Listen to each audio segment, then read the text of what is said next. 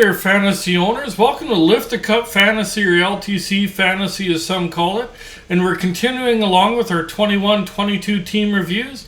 Today we're going to look at the New York Islanders and see who led them in different stats for goaltenders, defensemen, and forwards.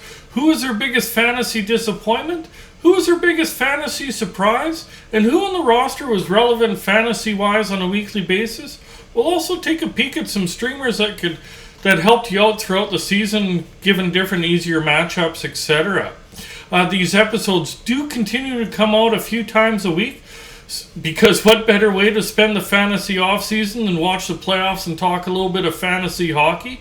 Don't forget to subscribe, that way you can catch your favorite team's review. Maybe you want to check out your rivals' review. Maybe you want to catch all 32, or just take a peek at a team that sometimes gets overlooked fantasy-wise. So we'll jump right into it. Goaltending stats.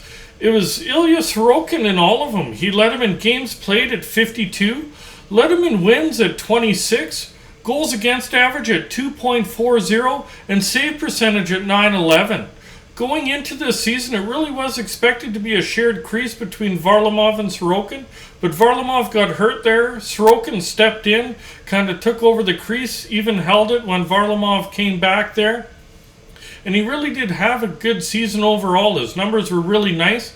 Other than the win total, you'd like to see a few more than 26 wins. And they were expected to get a few more wins in the island. But other than that, he really was a pretty good fantasy player overall.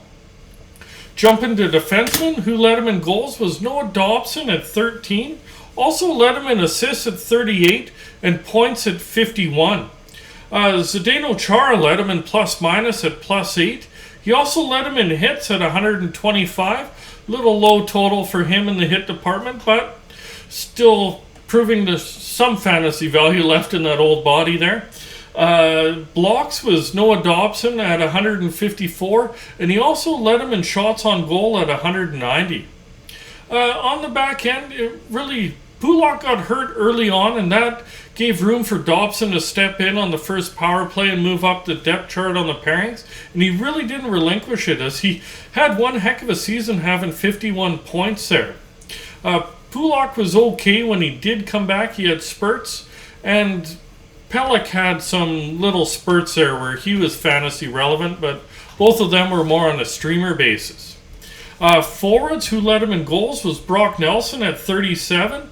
Matt Barzal led him in assists at 44. Nelson and Barzal did tie in point lead for forwards at 59. Plus-minus was also a tie between Palmieri and Pajot at even. Hits was Matt Martin at 235. He edged out Clutterbuck. Clutterbuck did have less games played, but the most hits was by Martin there. Blocks was Zach Parise at 57. Nice block total for a forward there. And shots on goal was Brock Nelson at 171. The Islanders are a low-scoring team, so they weren't expected to outscore their opponent. As you can see, the team lead being 59 points on the back end there. But they did have some overall between Bailey, Pajot, Lee, Barzal, and Nelson. They did have some decent offensive seasons there. They're certainly not going to wow you, but they were fairly consistent throughout the year.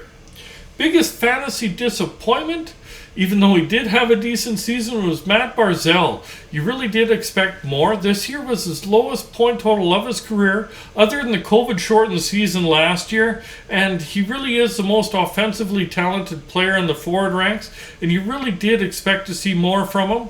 Overall, he was okay. You expected a lot more from him. Biggest fantasy surprise has to be the man that stepped in when Pulock got hurt, and Noah Dobson. Before this year, his career best was 14 points in 46 games played in the COVID-shortened season last year. And he had 51 points this year, so that was a huge jump. He's really young, and he really will be the cornerstone of the Islanders, well, on the back end at least anyways, going forward. Fantasy relevant on a weekly basis, there really was only two, in Ilya Sorokin and Noah Dobson on the back end. I wouldn't really consider any of the forwards as relevant on a weekly basis just because their point totals were so low. They did have a lot of streamers on the front end, though. For streamers, from the Islanders, you could look at Barzal, Lee, Nelson, Bailey, Beauvillier, Pajot. There's a lot of different options, especially on light nights, and especially in the second half of the season where they had so many games advantage compared to other teams in the league. On the back end for streamers, certain points of the season you could look at Pulak or Pelech, but really there wasn't a lot of options there. It'd have to be a really light night. Do hope you did enjoy today's episode. If you did, please remember to subscribe, hit that notification bell, and hit that like button. And enjoy the rest of the playoffs and the fantasy offseason, fantasy owners.